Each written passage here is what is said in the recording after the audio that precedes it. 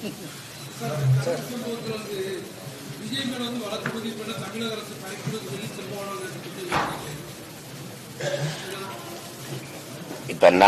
எங்க அண்ணன் சொன்னா அதுல இந்த கருத்துல உண்மை இருக்க வாய்ப்பு இருக்கு. ஏன்னா அவர் அந்த கூட்டணியில் இருக்கிறாரு எங்க அண்ணன். அப்ப அவர் சொன்னா அதுல உண்மை இருக்க வாய்ப்பு இருக்குல்ல.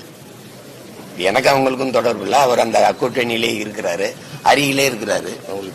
அவங்க கட்சி ஆட்சியில இவருக்கு பங்கு இருக்கு. ஏன்னா அந்த ஆட்சி அமைவதற்கு அவர் வாக்கு வலிமையும் இருக்கு. அப்படிங்கும்போது அவர் சொன்னா உண்மை இருக்கும்ல.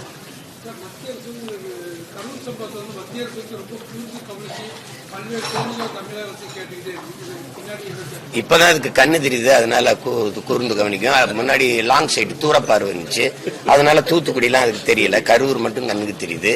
இதெல்லாம் ஒரு கேள்வின்னு கேக்குறீங்க. இதே மாதிரி தானே செத்தோம் நாங்க. நான் எழுப்புற கேள்விதான் நீங்க பதில் சொல்லணும்.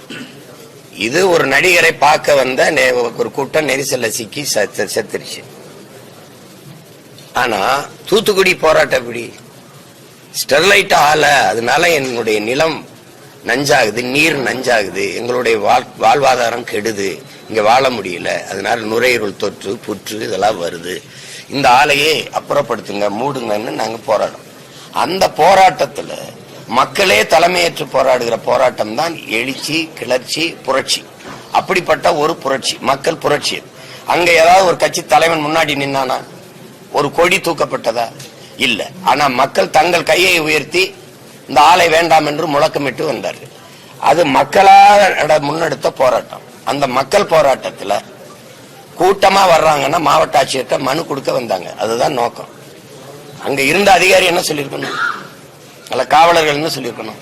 இவ்வளவு பேர் வர முடியாது, நீங்க முன்னாடி நிக்கிற ஒரு 4 பேர் 5 பேர் வந்து மனுவை கொடுங்க வாங்கன்னா கொடுத்துட்டு அழகா கோரிக்கை வச்சுட்டு போயிருப்பாங்க. அங்க ஏன் துப்பாக்கி சூடு நடந்தது? நான் கேட்கறதுக்கு யாரு மனச்சான்றோடு பதில் சொல்ல இந்த நாட்டில் யார் இருக்கா? யார் இருக்கா சொல்லு. ஏன் துப்பாக்கி சூடு நடந்தது? கலவரம் வரும், மனு கொடுக்க வர இடத்துல கலவரம் வரும் என்று எப்படி கணிச்சீங்க?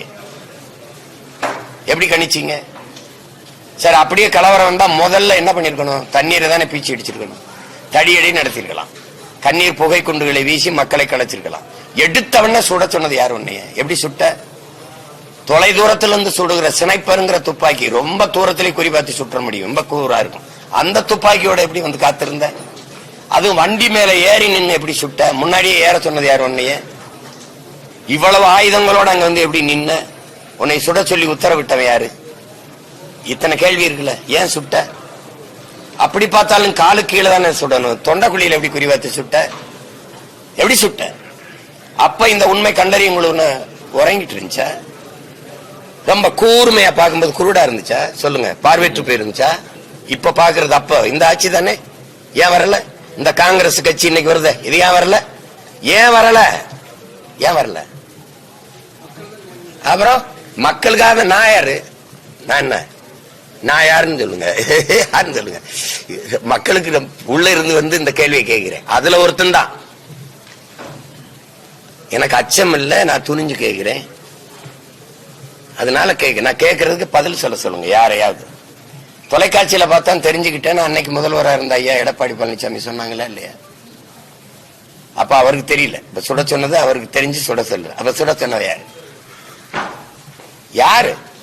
அப்பாவை மக்களை சுட்டு போட்டா அதனால பின்விளைவு வரும்னு யோசிக்காம சுட்டது யாரு? அப்ப எதிர்கட்சி தலைவராக இருந்த இதே ஐயா ஸ்டாலின் அவர்கள் நான் வந்து 2 மாசத்துல விசாரிச்சு நீதியை நிலைநாட்டுவேன் சொன்னது இருக்கா இல்லையா? இருக்குல்ல.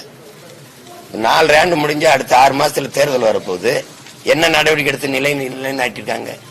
இதே இன்னைக்கு போட்டிருக்க விசாரணை கமிஷன் அம்மா அருணா ஜெகதீசன் தலைமையில அதே அம்மா தான் விசாரிச்சாங்க. இதே தூத்துக்குடிக்கு நான் வந்து நேர் நின்று 3 மணி நேரம் சாட்சியம் கொடுத்துருக்கேன். அதுக்கு என்ன நடவடிக்கை? இவங்க விசாரிச்சு அறிக்கை கொடுத்துட்டாங்க. அந்த அறிக்கைக்கு எடுக்கப்பட்ட நடவடிக்கை என்ன? ஒரே நடவடிக்கை தான் எடுக்கப்பட்டிருக்கு. அந்த துப்பாக்கி சூட்டில் ஈடுபட்ட அதிகாரிகளுக்கு பணி உயர்வும் பணி இடமாற்றமும் கொடுக்கப்பட்டிருக்கு. இப்படி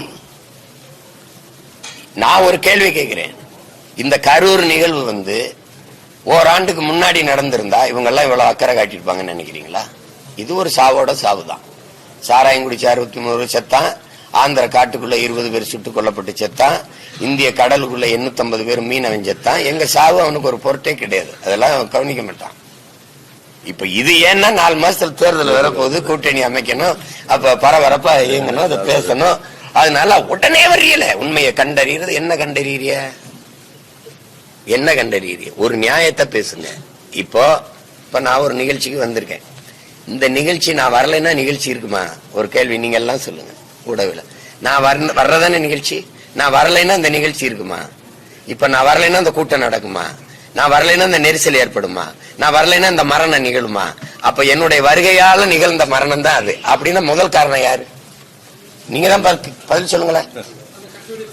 அக்கட்சியோட தலைவர் எந்த பொறுப்புமே ஏற்கலையே. நான் ஒரு காரணமாயிட்டேன், அதுக்காக வருந்துறேன். என் அன்பு மக்கள் என்னை மன்னிச்சு கொள்ளுங்க. இந்த மரணம் ரொம்ப வழிதோய்ந்ததா இருக்கு. இந்த சிறு குழந்தைகளுடைய மரணத்திலாம் என்னால தாங்க முடியல. நான் அதுக்காக வருந்துறேன். இனி வரும் காலங்கள்ல இது போல நடக்காம நம்ம பாத்துக்கலாம், என்னை மன்னிச்சுக்கிறீங்கன்னு ஒரு வருத்தமே இல்லையே. அங்க நடக்காது, இங்கே நடந்துச்சு.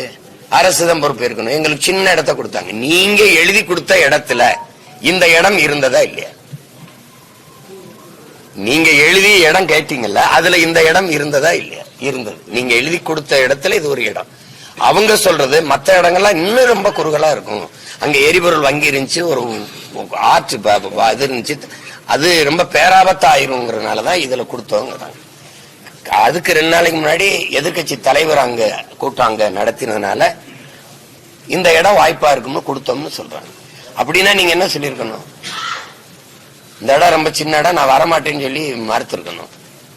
வந்த உடனே தம்பி பேசுறாரு, காவல்துறை அதிகாரிகளுக்கு நன்றி, அவங்க என்னை பத்திரமா இங்க கொண்டாந்து சேர்த்தாங்க அப்படின்னு. அப்புறம் அந்த காவல்துறை மேல சாவு விழுந்தவன்னு பழிய போடுறது எப்படி? ஏதாவது ஒரு நிலைப்பாட்டில் நிக்கணும். அப்ப இது என்னால நடந்தது அந்த சாவு, அதுக்கு பொறுப்பு நான் ஏற்று வருந்திரணும், அதோட முற்றாயிரும். அது இல்லாம நீங்க பொறுப்பு இருக்கணுங்கிறதும் அவங்க இவர் தான் காரணங்கிறதும் இதை கேட்கும் போது நமக்கு கடுமையான கோபமும் எரிச்சலும் வருது. ஏன்னா செத்து போயிருக்கிற வீட்டுல இந்த செய்தி போகும்போது இந்த சண்டையை பார்க்கும்போது எப்படி இருக்குன்னா, நாங்க பணத்தை கட்டி பிடிச்சி அழுதுகிட்டு இருக்கோம், நீங்க நீங்க நீங்க சண்டை விட்டுக்கிட்டு என்ன பட்டிமன்ற மாதிரி நடத்திட்டு இருக்காங்க. நாங்க லட்சக்கணக்கா சாகும் போதும் வேடிக்கை பார்த்து திரையரங்குகளையும் மதுக்கடைகளையும் கூட்டிக்கிட்டு இருந்த கூட்டம் தானே இது. நாங்க லட்சக்கணக்கா எங்கேயோ சாவுன்னு தெரியுது. உன் வீட்டுல இளவு விழுந்தா மட்டும் அந்த நாட்டுல இனம் சாகும்போது இனம் விழும்போது நீங்க கவலைப்படல, உன் வீட்டுல ஒரு இளவு விழும்போது உனக்கு வலிக்குது. 850 மீனவனை சுட்டே கொண்டிருக்கான். அப்ப இந்த பாரதிய ஜனதா இந்த காங்கிரஸ் எல்லாம் உற்று பார்க்காம இங்க இறங்கிச்சா? 12 பேரை ஒரே சங்கிலியில பூட்டி கொண்டு போனான்ல. ஒரு தேசியனத்தின் மகனா இது என் இனத்துக்கு அவமானமா நினைக்கல? என் மீனவனை பிடிச்ச மொட்டை அடிச்சான்ல, எனக்கு என்னடா அவமானம்? என்னுடைய வாக்கை வாங்கி அதிகாரத்தில் உட்கார்ந்து இருக்க இந்த நாட்டின் தலைவர் உங்களுக்கு தான் அவமானம். ஒரு நாட்டின் குடிமகனை மொட்டை எடுக்கும் போது அந்த என்னை அசிங்கப்படுத்தணும்னு செய்த செயல் உனக்கு தான் அவமானம், எனக்கு ஒண்ணு இல்ல. அது அவமானமா ஏங்கிறதுல ஏங்கிறது? என் மயிர் போனாலும் உயிர் போனாலும் உனக்கு ஒண்ணுதான். அதனால நீ அதை பத்தி கவலைப்படல. அப்புறம் இது எப்படிப்பட்ட ஆட்கள்? ஓகி புயல் அங்க 200க்கு மேற்பட்டவன் போய் கடல்ல இந்த இதுல சிக்கிக்கிட்டான், நடுக்கடல்ல, தூத்துக்குடியில, அந்த கன்னியாகுமரியில. அவனுக்கு இவ்வளவு வலிமை மிக்க ராணுவம் இருக்குது, கடற்படை ராணுவம். ஓடி போய் காப்பாத்துச்சா? 3 நாள் வரைக்கும் என் மீனவ மக்கள் நீஞ்சி நிப்பான். அவன் அது வரைக்கும் தற்காத்துக்குருவான். ஒருத்தன் கூட போகல. நாங்கெல்லாம் உட்கார்ந்து போராடினோம், போய் நின்னோம். இறந்து போயிட்டான். சரி, இறந்த பிணத்தையாவது எடுத்துட்டு வந்து கொடுங்க, நல்லடக்கம் பண்ணிக்கிறோம்னு என் மக்கள் கெஞ்சினாங்க. ஒருத்தன் வரல. என்ன ஆயிடுச்சு? அவ்வளவும் கிறிஸ்தவ மீனவன் எல்லாம் காங்கிரஸ் ஓட்டர்னு 40,000 ஓட்ட தூக்கி விட்டுருச்சு இந்த கட்சி. ஆமாவா இல்லையா சொல்லுங்க? நானா அந்த கதை சொல்ற மாதிரி நினைச்சுக்கிறேன். 40,000 பேர் வாக்க தூக்குச்சு. அன்னைக்கு நான் தான் கத்துனேன், இதுதான் ஜனநாயகமாடான்னு. போராடிக்கிட்டு அழுதுகிட்டு இருக்கும்போது வந்து பார்க்காதவங்க செத்த பிணத்தை எல்லாம் ஒரு அரங்கத்துல வச்சு, அந்த அரங்கத்துல படத்தை வச்சு வந்து பார்த்துட்டு போனாங்க.